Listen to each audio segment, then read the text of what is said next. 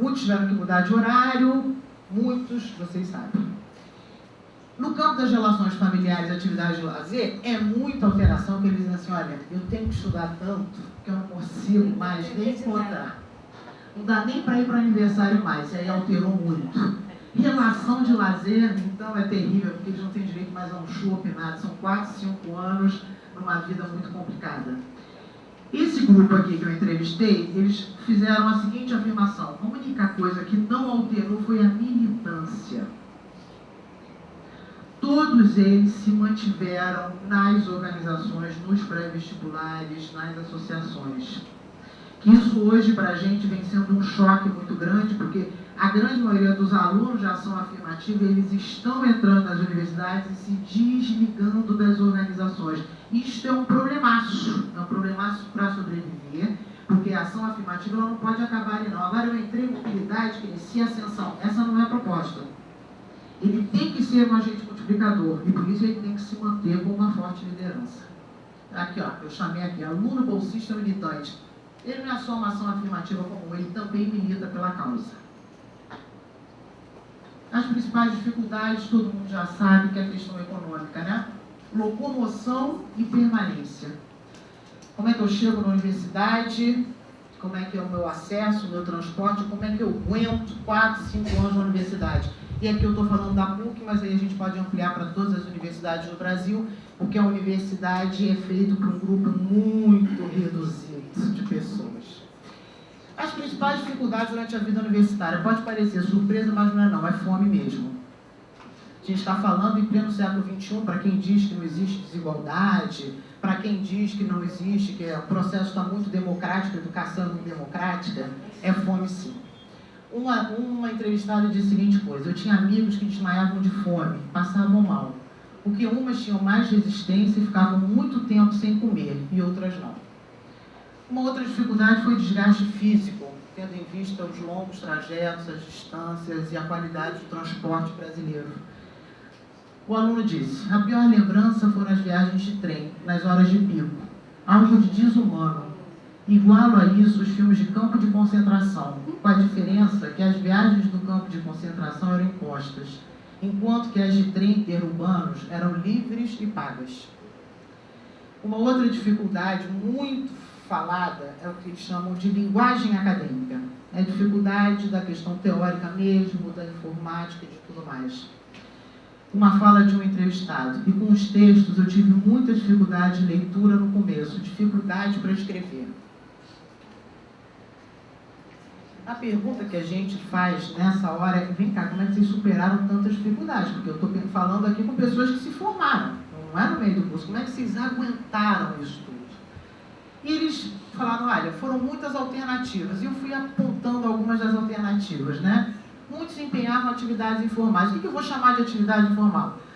Vendiam chocolate, vendiam sanduíche, faziam unha. Avon era um negócio de louco, Natura é um negócio de maluco, a gente tem que comprar produto, né? Muitos traziam marmita, lanche de casa, embora isso também seja uma dificuldade para as universidades, viu? Pode parecer muito lindo levar marmita e lanchezinho de casa, mas não é fácil não.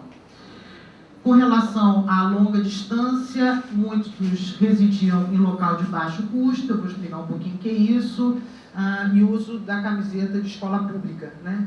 E muitos sofriam muito, porque eles são mulheres e homens com aquela camiseta, e os motoristas, Silene está ali, ela está rindo, porque a Silene sofria muito, mas ela lutava, ela dizia: meu Deus do céu, o motorista não quis me deixar entrar, mas ela entrava com a camiseta e entrava na PUC com a camiseta, né? Residiam em Minhocão. Para quem não conhece, é um prédio popular que tem do lado da PUC. Eles alugavam e dividiam com não sei quantos, eram vários, dentro de um pedacinho assim. A fala de um aluno é a seguinte: no Minhocão dormia um do lado do outro. Foi muito interessante a experiência de morar com eles. Eles eram os alunos de serviço social. E estar perto da PUC. Amizade para o resto da vida. E aí, como é que houve a superação, né, de tantas dificuldades? Com relação à linguagem acadêmica, eles estudavam muito eram muitos grupos de estudo. A aluna mesmo diz, a gente fazia grupo de estudo e cada um lia o texto e a gente discutia o que tinha aprendido. Virava a noite estudando. Mas em todas as entrevistas teve um aspecto que atingiu as 18 falas, me chamou muita atenção, que se chama solidariedade. Um termo, às vezes, que a gente vê meio mal, que termo feio, mas enfim, é solidariedade. Eu vou chamar isso da argamassa, que é o que possibilitou, o que deu força para esses jovens, desses estudantes concluírem a universidade. Exemplos de solidariedade, né? A Suzana tirava a cópia de um texto, eu tirava do outro, ela tirava de uma aula, eu tirava da outra, e aí a gente ia trocando. Nós tínhamos que dividir. Quem tinha o ticket do bandejão, passava lá, botava mais no prato. Alguém levava o pratinho, porque não podia dividir ali. A gente ficava cheio de vergonha, mas precisava estar na universidade. Porque alguns tinham direito a um ticket do bandejão e a grande maioria não tinha, nesse início, né? Essa fala dessa aluna da primeira turma. Então, eles iam escondidos ali com aquele pratinho para pegar e era uma situação bastante complicada. As falas sobre essas diferenças, né? Uma aluna vai dizer, um mundo estranho, é uma gente que é outra gente. Na época, eu estava passando uma das novelas do Manuel Carlos e falei, gente, o pessoal da televisão está todo aqui. Meu Deus, que lugar é esse? É surreal. Um outro depoimento de outro aluno. Foi muito impactante para mim naquele momento, quando eu percebi que as pessoas eram muito diferentes de mim. Eu não me via, eram pessoas diferentes da minha história, parecia um outro lugar. Eu achei muito estranho, eu não me identifiquei. E aí passa pela cabeça. Como seria essa nova empreitada? Será que eu vou conseguir? Passo as incertezas da cabeça da gente. E aí são diferenças que eles vão dizer que aparecem tanto na rotina universitária, e é muito interessante que na fala diz assim, olha, o aluno, a ação afirmativa, ele tira xerox num lugar, ele não é em outro. Ele come num lugar e o aluno tradicional ele vai comer em outro. Então, essa diferença, ela é marcante, ela é cotidiana dentro da vida universitária.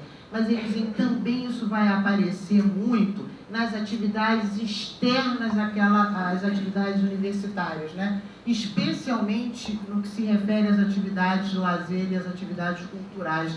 A gente sabe que a política cultural no Rio de Janeiro ela é precaríssima no que se refere à comunidade e periferia do Rio de Janeiro, né? Então, a gente, né, um morador de periferia, ele quase que não vai, porque não tem, né, cinemas e teatros, né? E o que eles se deparavam na turma era exatamente o contrário, né?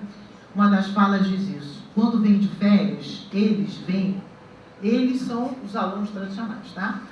Eles vêm falando de várias viagens que fizeram para não sei lá onde. A gente não tem muito o que falar. A gente que é pobre não faz viagem. Você passa as férias em casa. Eu ficava ao mesmo tempo surpresa como as pessoas iam várias vezes ao cinema durante a semana. E eu tinha vontade de ir ao cinema, mas não tinha dinheiro. Tinha essa coisa de eles saírem para tomar um chopp no Pires. E eu dificilmente podia ir.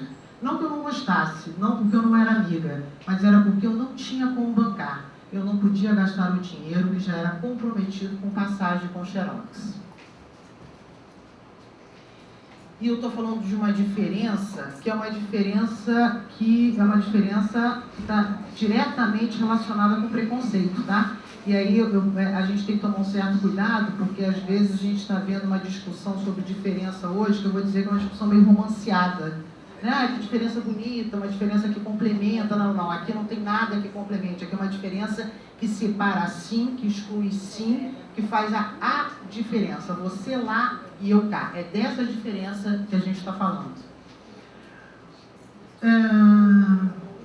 Praticamente todos, eu vou dizer que 99% dos entrevistados sofreram a questão do preconceito, né? E aí quando a gente fala preconceito racial, social, diz assim, não dá nem para separar. O social com o racial, eles se juntam e se misturam. Então eles vão dizer, sofri no departamento vários tipos de preconceito, desde o preconceito econômico ao preconceito racial. Uma vez eu cheguei atrasado na prova e a menina comentou que eu estava atrasado porque vinha de trem. O professor disse que só admitia aluno na PUC que viesse de trem de prata e que era impossível imaginar um outro tipo de trem. O outro tipo de preconceito que eles colocam, que é cotidiano, é o que eles chamam de preconceito de nota. É aquele preconceito que os professores e que os intelectuais, os próprios colegas consideram o seguinte, você que é de classe popular não tem condições de tirar boas notas. Uma das falas deixa isso muito claro. As pessoas achavam que a gente não poderia estar ali, que viemos de escola pública, de um pré-vestibular comunitário, e por isso a gente não iria dar conta. É uma forma de preconceito achar isso. Não adianta vocês tentarem, porque vocês não vão conseguir. E aí, obviamente, a minha pergunta, de novo, que eu sempre tenho essa pergunta, e como é que vocês aguentaram tanto preconceito e tanta discriminação? Porque, olha, dá vontade de fugir, deve dar. E aí um grupo, a maior parte, A gente cria forma de sobrevivência, né? Senão o mundo passa por cima de você. Senão não aguenta. Eles também. Esse grupo aqui, que eu tive a sorte de entrevistar, praticamente 99% também buscaram alternativas de sobrevivência a nível de resistência mesmo, né? E é óbvio, gente, que a grande escola disso daqui não é a universidade, não é a PUC, não é o UERJ, não é o UFRJ, mas isso se aprende muito como resistir dentro dos movimentos. É junto, é na sua comunidade. Então, olha aqui, ó, uma das falas que eu vou chamar de um grupo favorável ao enfrentamento no sentido de resistência e de posição. Ela dizia o seguinte: eu lembro quando a gente contava na sala de aula, por que você não leu o texto? Eu não li o texto porque tive que lavar roupa. Eu não tinha vergonha de falar isso, eu era muito empoderada. Isso pré-vestibular ajudou a gente, nunca tive vergonha. As outras alunas perguntavam: você não tem máquina não? Não tenho máquina não, minha filha. Eu tenho que ficar lá no tanque, lavando a roupa, e por isso não tive tempo de ler o texto da professora. Era o impacto, né? A ideia era impactar mesmo. Porque chega um momento que você acha que consegue lidar com aquilo, mas tem uma hora que você não consegue. Então você começa a criar o impacto, porque senão você não sobrevive ali na PUC. Uma outra fala de um outro aluno, como alternativa a essa questão. Quando fazíamos um trabalho em grupo, e a maioria morava na Baixada, e uma minoria na Zona Sul, havia alguns estudantes que queriam que o trabalho fosse feito na Zona Sul. Eu dizia que não. Se a maioria estava na Baixada, porque a gente tinha que vir para cá. Então, quem quisesse que fosse para a Baixada, esse movimento que a gente faz de vir de lá para cá, tinha que haver da outra parte. A gente tinha um grupo bastante reduzido. Pode passar lá. Foi uma fala, eu já estou aqui no finalzinho, que foi uma fala dos 18, se eu não me engano, só 2 alunos, que preferiam não ter nada que os identificasse. Eu teve a fala de um aluno que falou: tem horror a esse negócio de identificação, esse negócio de negros e carentes. Esse negócio, sou do movimento negro. Pelo amor de Deus, não me coloca nessa não. Eu não quero isso.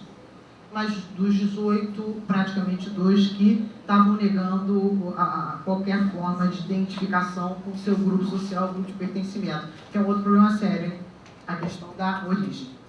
Só para a gente terminar, a conclusão é: qual o impacto dessa ação afirmativa, né? Logo que ele se forma. Porque eu perguntei: vem cá, você se formou e acrescentou, qual foi o maior problema?